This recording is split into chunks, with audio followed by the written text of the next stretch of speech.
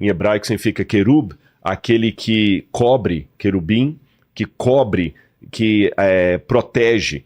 Agora no eclipse que teve nos Estados Unidos, eu saí dos Estados Unidos um dia antes do eclipse. Poxa, mas você estava na região lá do Texas? Não, mas não, eu estava em Washington. Washington não ia ser completo. Não ia perder muita coisa.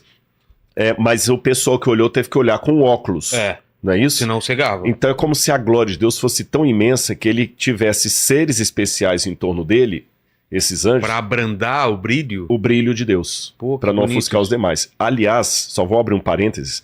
A tradição cristã de longa data entende que Lúcifer, o anjo que caiu, era o anjo cobridor.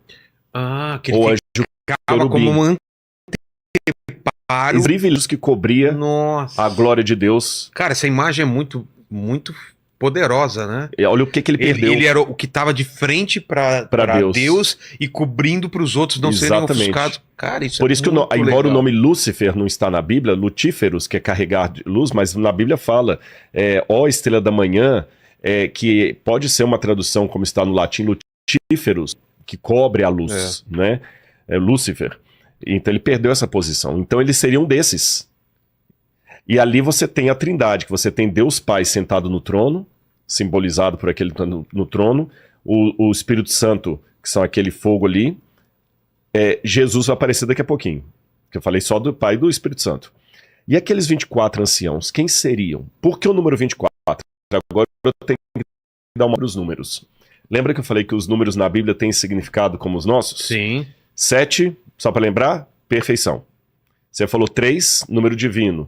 4, universal. E 12. Apóstolos. Tá indo bem. Que mais? 12. Filhos de Jacó. 12 tribos. 12 tribos de Israel. 12 é o símbolo do povo de Deus. Só que eles tinham uma coisa que nós não temos. Eles multiplicavam o número quando queriam dar um sentido especial para ele. Um superlativo.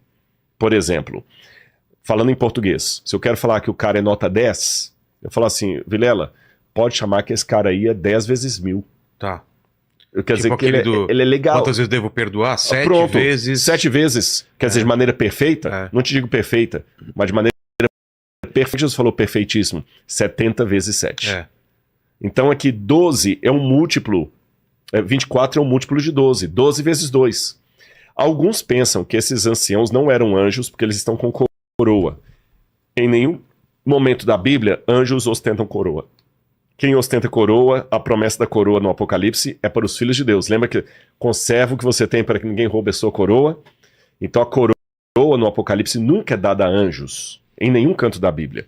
A coroa é dada por aqueles que vão reinar e governar com Cristo, seres humanos que forem salvos. Entendi. Então ali está falando de representantes do povo de Deus que já estariam no céu agora, ali em torno do trono. E quem seriam esses?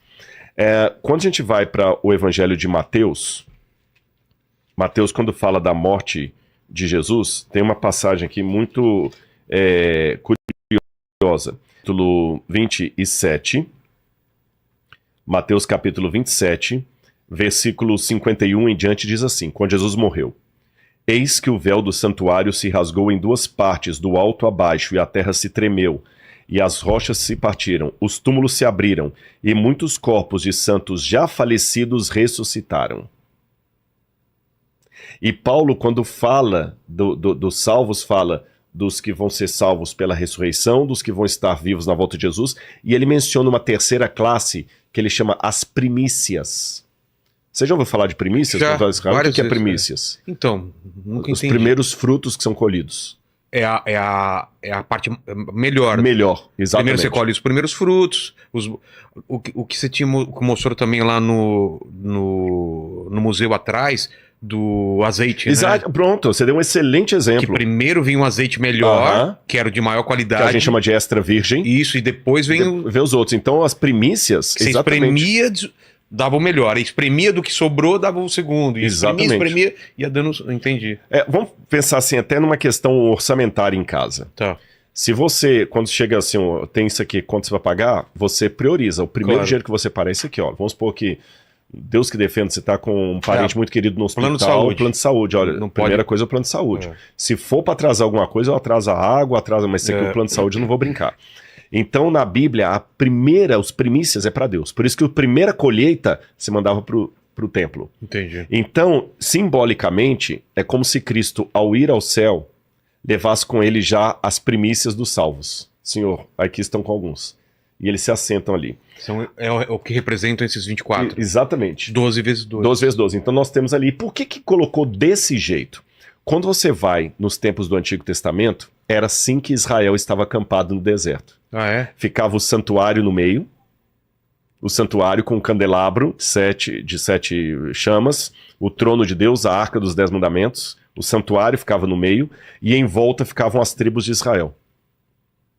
E aqui a gente tem justamente isso. Você tem Deus no centro, como se fosse o santuário, e em volta os 24 anciãos representando as tribos de Israel, ou seja, Deus no meio do seu povo. Entendi. De maneira histórica, de maneira profética. Agora, no capítulo 5, vai ter uma coisa que vai estranhar isso aqui. Porque João vê na mão daquele que está no trono um livro